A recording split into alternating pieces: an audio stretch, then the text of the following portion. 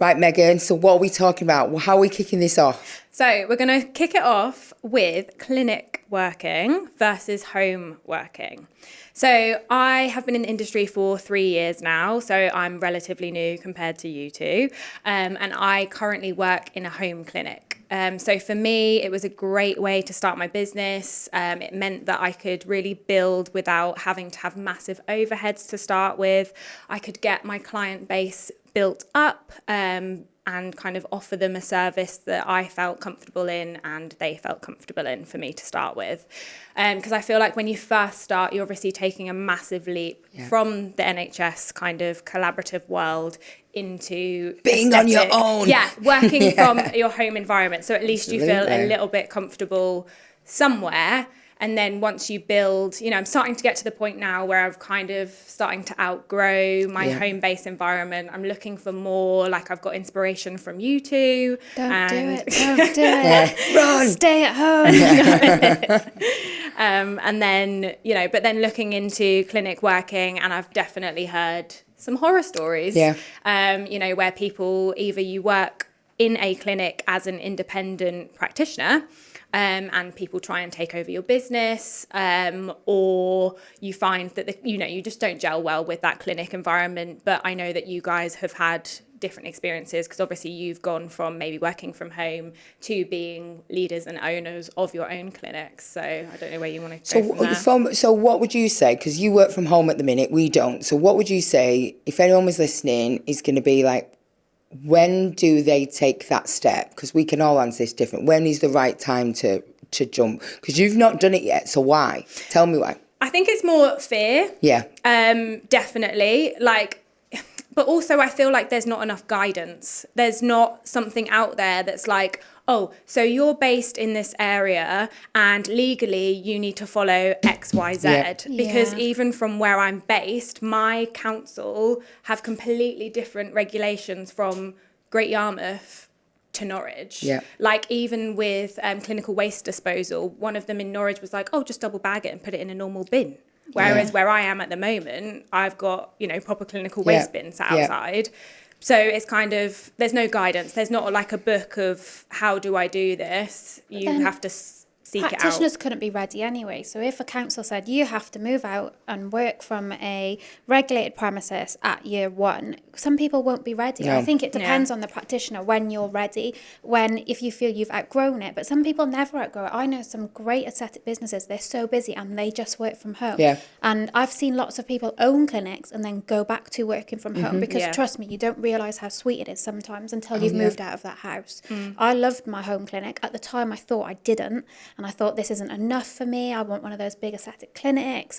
People think that I'm just small time and I'm not as good. All of like the fear, the like lizard brain where you're like, oh God, this isn't good enough. Imposter syndrome almost, And then I moved out, and then you've got to deal with council rates. Like honestly, I had to put shutters on because you've got to worry about vandalism. You have staff. Staff. Leave that one there. That's a topic for another day. No, I get it. There's so many perks. There's perks to both, but home clinic is nice, especially for when you first start out. Those overheads, like you said, the fear of the overheads, that they crippled me at first. I had mine, and then 4 months later we went into a lockdown. Yeah. I think for me, I always say, whenever I'm asked this question by any of my students or anyone else, I just think, well, you need to really analyse what you want to be. So even now, when I take students on a mentorship, I don't let them start before they've given me like a vision and mission statement. And they sit there and go, why? And I say, because if you don't have a clear guideline of where you want to go or a path that you want to pursue, then you kind of feel like you're losing your way. I think it depends what you want to do. If what's important to you is seeing patients and working it alongside your clinical career, then really, why would you leave home? If you are business minded and want to build an empire, then it's going to be in your pathway. Not everyone has to follow that suit. And one's a business, they're all businesses in their own way, but every business is different. And I think it's really important to have a clear objective and then strategize that. But I think a lot of people just kind of go into it with this clinical healthcare mindset and they forget that it's a business. So you need to decide what business you want to build and be all right with that. Because if your goals are to just literally run it alongside, then maybe running into a shop, maybe having your own clinical space is just going to add a pressure that you don't need. And takes you away from what the goal was in the first place. I think the industry can be a bit harsh sometimes, and they look down on people that are working from home. Yeah. And we tend to judge people based on where their clinic is and what it looks like. It doesn't Postcode. Yeah, definitely. Like, I'm on Harley Street, and you instantly think, oh my God, they've got to be amazing because they're on Harley Street. It doesn't mean that. And it's just, some people, I've seen people with the most beautiful, biggest clinics, and they've not lasted a year. It doesn't mean anything. It's just exterior. It's not what's on the inside, I don't think. But taking it back to sort of regulation and things like that, do you think that is a big issue with home clinics? Like, do you think people feel like they need to prove... Well, obviously, regulation is a massive issue in the industry. Aesthetic and regulation don't go in the same sentence. I've got friends who've got CQC licensed home clinics. Yeah. It means nothing. You can have audits on your audits and be working from home. You don't need... And you can work in a clinic and have awful policies, guidelines and procedures. It really doesn't matter the space that you're in. It matters how you run it. Yeah, I think that's the key. Yeah. But I get what you're saying. I do think it's difficult. It's different, but and I think one thing we do know is, the licensing is coming in. That one probably a little bit early with a little bit more clarity than the other changes. But that will hopefully be able to provide people with an insight. But I think if you're a healthcare professional, you know what your clinical space needs to look like. Yeah. It's pretty bog standard. Yeah. You're not going to get away with fluffy carpets, pillows, ornaments left, right and centre. Exactly. We know what. We can fight against it, but we just need to decide what we are. We're a healthcare profession, so operate that way. Yeah. I think as well for boundaries. So I don't know about you, Meg, but when I worked from home, I used to have people because they knew where I lived. Yes. Yeah, I remember on Boxing Day, one day a patient got a date wrong and they turned up at my house at 9 a.m. on Boxing Day. And I was in a pair of pyjamas, like, an appointment's not today. I always find that it's difficult to, boundary set, number one. But I find that in general with my business, even just messaging clients at like 10 p.m. at night because, they've sought you out and, you have that idea in your head where you think, I'm not going to reply because if they go elsewhere, they go elsewhere. It's really not my problem. But then you just reply because you feel like you're accessible at any given point of the time and day. And it's the same with your home as well. Like I always find with online booking, like that's a part of me why I think I haven't done it is because I'm scared to advertise my home address online because it's kind of like, but what if the treatment goes wrong or not that that's an issue, but there is they might turn up on my safety doorstep. implication. Let's be real.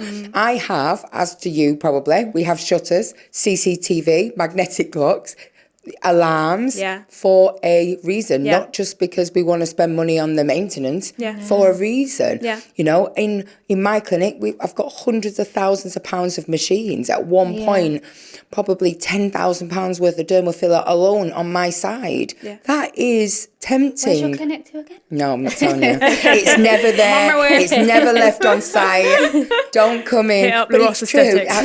Don't go. But you know what? It's that, and that is a real implication. And I've had experiences where I have had someone turn up like you. I remember on Christmas Day, they turned up at my house. When I worked from home, I've had someone who turned up at my house in midweek just to see if I wanted to have a coffee. I was like, no. But again, this is, I think that we need to remember, and I think this is where the blurred boundaries come with social media. People follow you, they watch you, they feel they're your friend, they know you. And then they think it's acceptable. I mean, my husband's had it. He was playing with my daughter at a playground once, and some woman come up to him and said, "How was Rome? Looked like you had a great time." And it freaked him out. And then this woman went and spoke to my child and said, "Oh, you look like you had a nice time." And he was like, "What? This is like so over that line." But that's the world we live in, and sometimes people don't differentiate what's acceptable, I think, with social media, and we dance with the devil, so we have to be aware of that. So working from home, it is a safety issue, I think. My fiance has at work, he'll be like, "Oh, you're the aesthetic nurse's fiance," and I think that is so weird. My sister had it in a club. She went to a toilet, and they were like, "That's the girl who owns a Zira," and she texted me. She was like, "I'm hidden in a toilet cubicle because I'm not the girl that owns a Zira, and I don't know what to say." So that's the thing, I suppose. It's social media, clinic or home boundary setting is inevitably like you said really, as well. really If difficult. somebody's unhappy in our business, they know that that's my clinic. It's open Monday to Friday, 10 till 5, and they have to turn up there, and it's in a professional setting with other staff members. If somebody's not happy, they could come to your house at 10 p.m. and demand a refund, and you've got a real situation. That they're on your front door, and it's a what massive you safety do, issue, isn't it? It is, but then it's also got its positives. It's really hard. We could debate this forever. I think the key is if you are going to do it properly. Yeah. So I think no matter where you are, absolutely, and you can be successful. So to wrap this topic up, if someone is watching, Meg, 2 take-home things, what would you say if someone is saying, is it a bad thing to work from home? What would you say? No.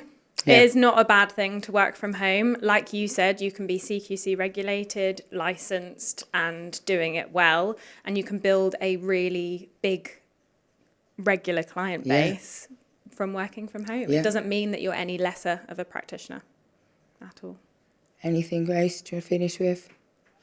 A big shutter around it, big fort. Yeah. Around it. Closed. Build a wall. If your name's not down, you're not coming in. Closed at 5. Absolutely. Yeah.